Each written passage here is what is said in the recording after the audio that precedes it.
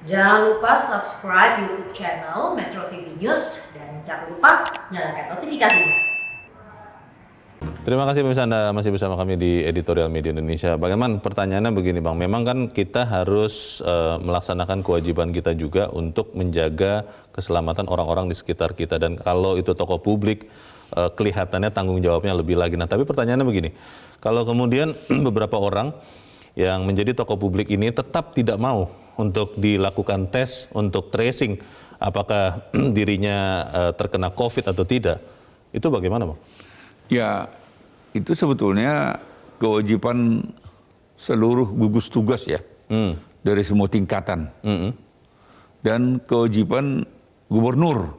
Oh, kepala daerah. Kepala daerah, ya kalau di provinsi lain, ya gubernur, ya bupati, wali kota, ya camat, ya lurah, bersama-sama dengan gugus tugas untuk mencoba melakukan persuasif ya. Oh.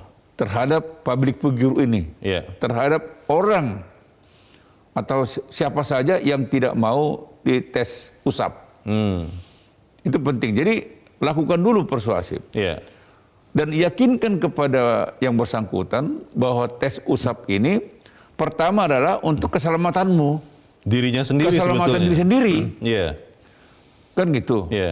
Kedua, kalau dia selamat, berarti orang sekitarnya juga selamat. Kalau orang sekitarnya juga selamat, orang yang mengaguminya juga selamat. Yang menjadi berbahaya adalah ketika public figure ini tidak mau menjalankan tes usap, maka yang pasti dia pun akan bisa terkena, menderita. Orang sekitarnya juga akan ikut menderita. Rakyat yang tidak berdosa, yang tetap mengagumi dia, ingin tetap bertemu, bersilaturahmi, berpeluk-pelukan, bahaya kan?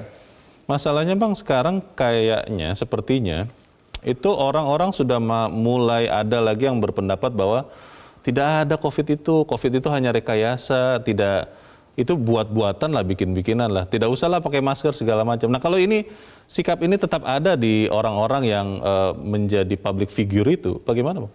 Nah, ini anggapan seperti inilah yang membuat angka yang terpapar COVID di Indonesia ini kan sulit untuk dibendungkan. Betul, tidak turun-turun itu. Tidak turun-turun. Jadi saya tetap menganjurkan terutama kepada, kalau di Jakarta ini berarti gubernur. Gubernur, wali kota, ya camat, ya lurah, dan gugus tugas. Bersama-sama meyakinkan orang-orang yang punya predikat public figure ini, yakinkan bahwa ini bukan untuk siapa-siapa dan tidak tepat kalau tes swab itu adalah urusan pribadi. Kalau penyakit biasa, medical check misalnya, itu urusan pribadi. Tapi karena COVID ini pandemi, sangat mudah menular, dan mematikan, maka saya mengatakan tadi berlakulah tagline kita bahwa keselamatan rakyat adalah hukum yang paling tinggi. Jadi untuk menyelamatkan rakyat, untuk menyelamatkan public figure, untuk menyelamatkan orang yang ada di sekitar dia, apakah pengawal, maka lakukanlah tes swab. Jadi jangan lagi menunda-nunda, dan ketika tes swab itu sudah selesai, umumkan. Harus diumumkan? Umumkan. Jangan itu menjadi urusan pribadi lagi. Umumkan. Kalau dia terpapar, maka umumkan bahwa public figure ini sudah masuk rumah sakit ini karena terpapar COVID. Nanti mendiskreditkan public figure ini tidak? Kan buktinya kan menteri, bahkan di luar negeri itu presidennya, perdana menterinya, Donald Trump kena itu. Semua Presiden Amerika Donald Trump diumumkan. Jadi ini bukan aib. Ini kan musibah. Bisa menimpa siapa saja. Maka itu jangan ada anggapan bahwa COVID ini aib. Ini musibah. Kepada siapapun bisa disasar kalau dia tidak hati-hati. Itulah sebabnya maka kan WHO kan bilang 3M. Iya. Kan begitu kan? Betul. Bang, kalau kemudian penegakan, tadi kan keselamatan rakyat adalah hukum tertinggi. Itu dicoba ditegakkan, tapi tetap juga misalnya mendapat penolakan, Bang. Apa yang bisa dilakukan? Setelah dibujuk nih oleh kepala daerah, oleh gubernur begitu, Bang. Ternyata tidak juga. Bagaimana, Bang? Kan begini, Bung Deo kan. Kalau ada penolakan, maka demi hak asasi manusia, demi keselamatan rakyat, demi keselamatan dirinya, maka petugas kesehatan harus memaksa. Nggak boleh orang-orang seperti itu dibiarkan. Nggak boleh. Karena ibarat misalnya orang mau bunuh diri dari jembatan. Masa kita biarkan? Tidak boleh itu. Tidak boleh. Iya, Kecuali kita nggak tahu. Kita akan paksa supaya dia tidak lompat. Pokoknya kita harus bujuk, kita paksa dengan cara apapun, bagaimana supaya kita menyergap dia supaya dia tidak bunuh diri. Ini sama aja. Jadi ini sebetulnya kalau kita bicara tentang ini sebetulnya sangat manusiawi kok. Baik. Jadi yang bersangkutan tidak boleh menganggap ini penghinaan, tidak boleh juga menganggap ini semacam seperti pidana. Bukan. Ini untuk menyelamatkan dirinya, menyelamatkan keluarganya, menyelamatkan sekitarnya, dan menyelamatkan rakyat pengagumnya. Kalau dia memang peduli kepada pengikutnya. Baik, kita nanti akan bertanya kepada pemirsa, tapi kita akan jeda dahulu. Bang Elman dan pemirsa tetap bersama kami, Editorial Media Indonesia segera kembali. Terima kasih pemirsa, Anda masih bersama kami di Editorial Media Indonesia. Bang Elman, kita coba mendengarkan Bang bagaimana pendapat dari masyarakat pemirsa Metro TV. Kita sudah terhubung dengan pemirsa Metro TV di Makassar, Sulawesi Selatan. Ada Ibu Lia. Ibu Lia, selamat pagi. Assalamualaikum. Waalaikumsalam warahmatullahi wabarakatuh. Bagaimana Bu Lia pendapat Ibu? Ini bisa tidak kita menegakkan tracing tanpa kecuali, Bu? Menurut Ibu bagaimana? Sebenarnya bisa, Pak ya. Tapi seperti tadi di ulasan editorial bahwa pejabat itu harus memberikan contoh. Ini yang kuncinya di sini, Pak.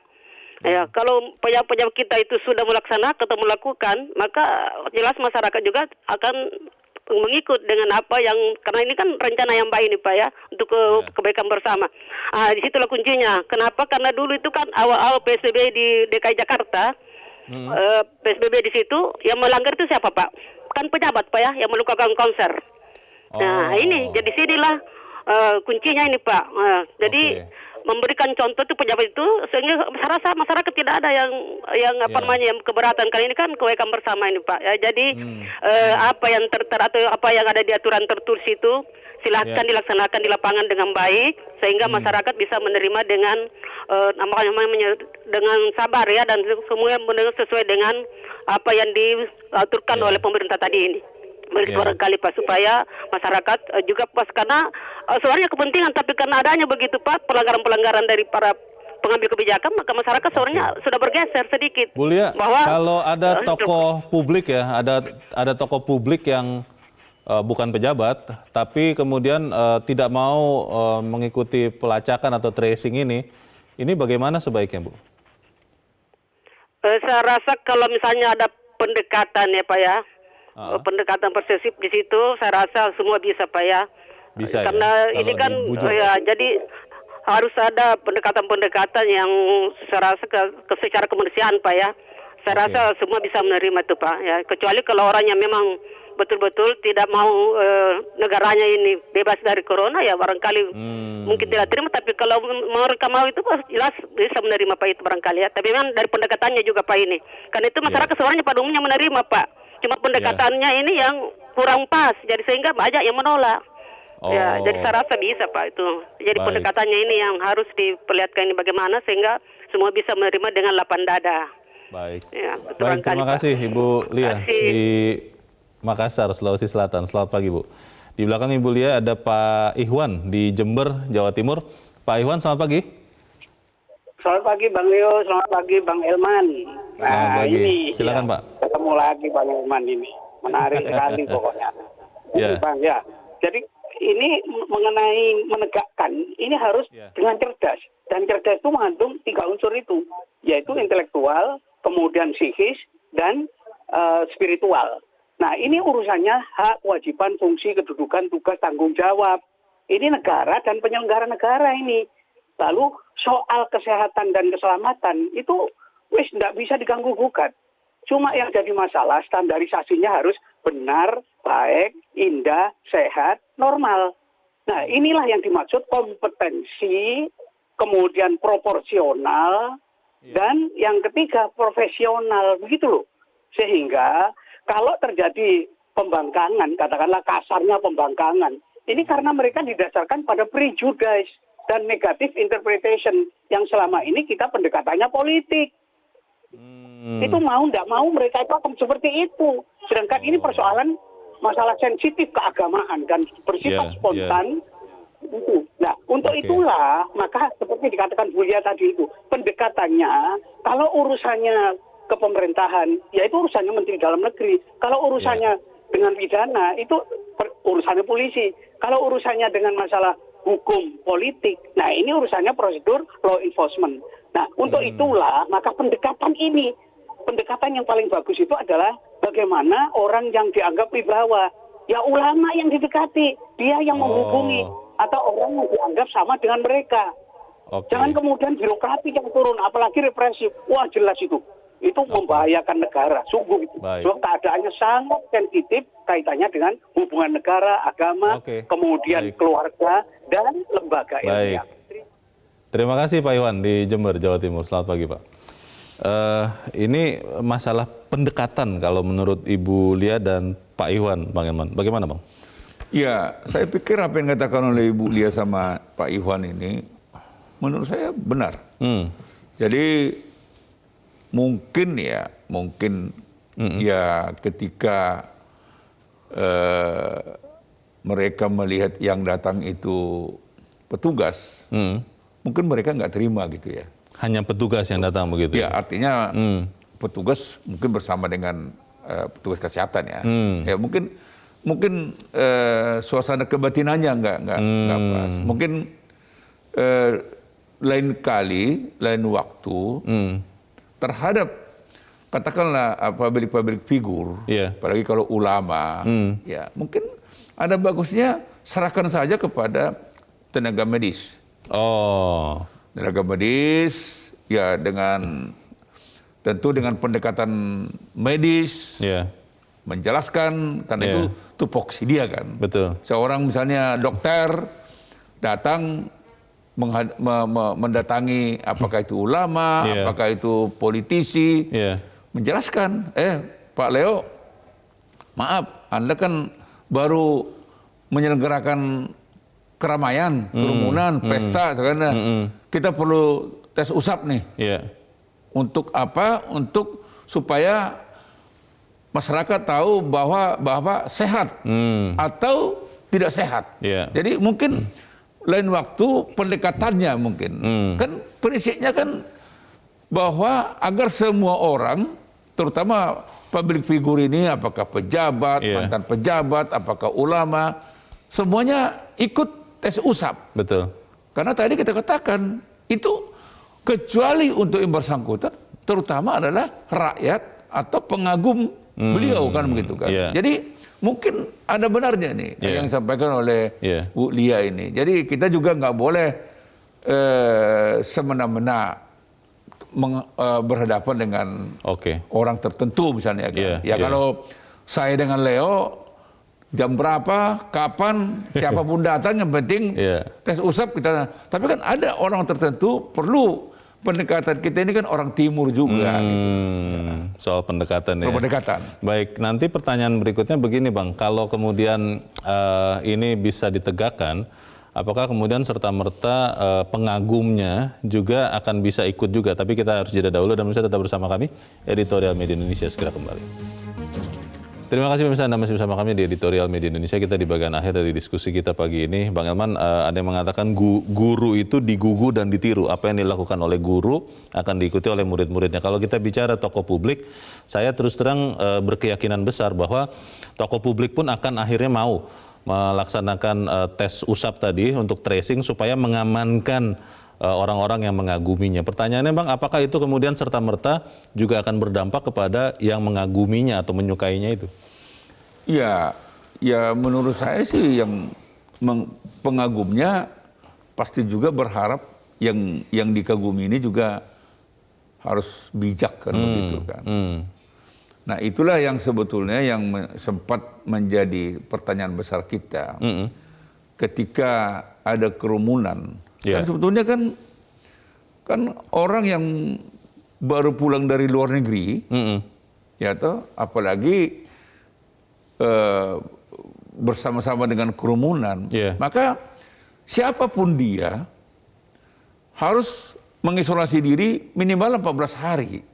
Itu sudah secara ilmiah Itu wajib. Orang yang datang dari luar negeri wajib isolasi diri 14 hari. Untuk mengamankan. Apalagi orang yang baru ikutan kerumunan, itu juga wajib untuk isolasi diri. Nah waktu itu kan jujur orang bertanya, loh Pak Gubernur Jakarta ini paham nggak tentang aturan yang dia buat sendiri gitu kan? Oh iya. Nah ya, waktu itu kan beliau kan terus datang kan? Betul. Nah jadi, tapi kan inilah yang sebetulnya harapan kita. Pentingnya kalau kita menjadi pejabat, kalau kita menjadi public figure, maka sikap kita harus menjadi teladan. Nah sekarang bagaimana orang mau melaksanakan ketentuan itu?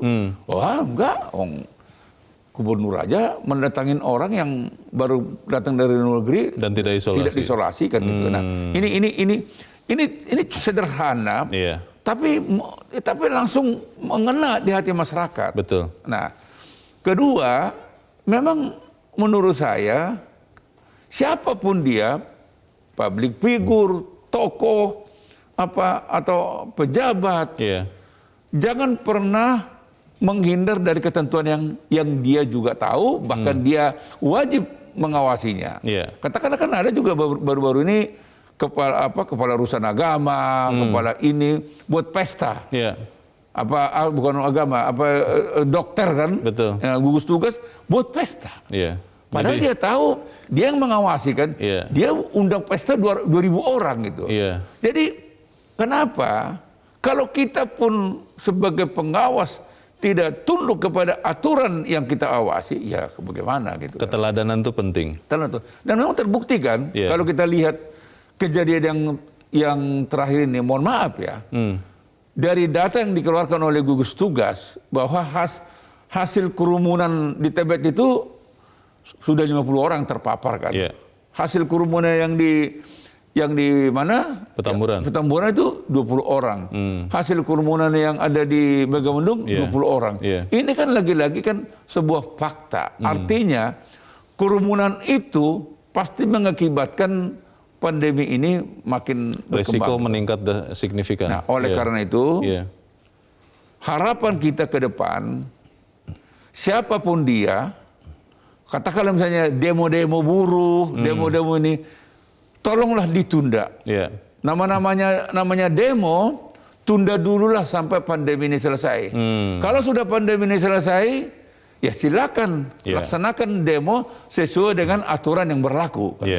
Tapi kalau sekarang, jangan, hindari dulu. Karena itu menyangkut keselamatan yang bersangkutan dan keselamatan rakyat. Jadi kita berharap yang sudah, biarkanlah sudah. Jadi pelajaran buat kita semua. Kita nggak perlu lagi menyesali yang sudah terjadi. Tapi ke depan kita harapkan siapapun dia, public figure, pejabat atau politisi, terutama sekarang ini kan menjelang pilkada ini kan. 9 Desember. Di masa-masa akhir ini kita juga harapkan seluruh para calon gubernur, calon wali kota, calon bupati jangan mengedepankan nafsu ingin berkuasa.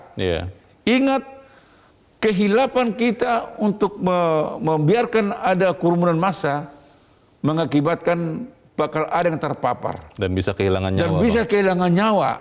Yang bersangkutan juga bisa kehilangan nyawa kan. Jadi sekali lagi biarlah pilkada tetap kita laksanakan 9 Desember, tapi keselamatan harus diutamakan. Keselamatan kita. Jadi jangan hanya untuk mencari dapat gubernur, bupati, wali kota, dia mengesampingkan keselamatan orang lain. Buat apa dia jadi gubernur, Buat apa dia jadi bupati wali kota?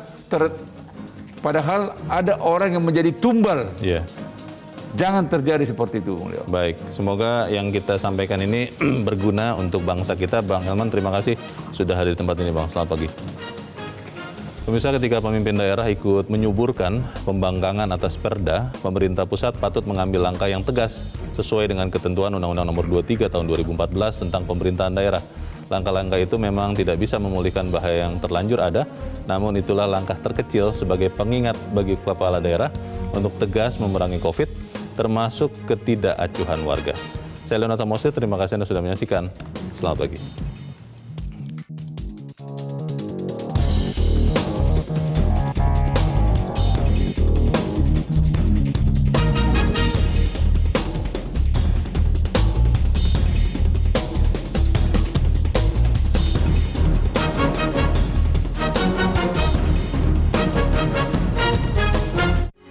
Metro TV, knowledge to elevate.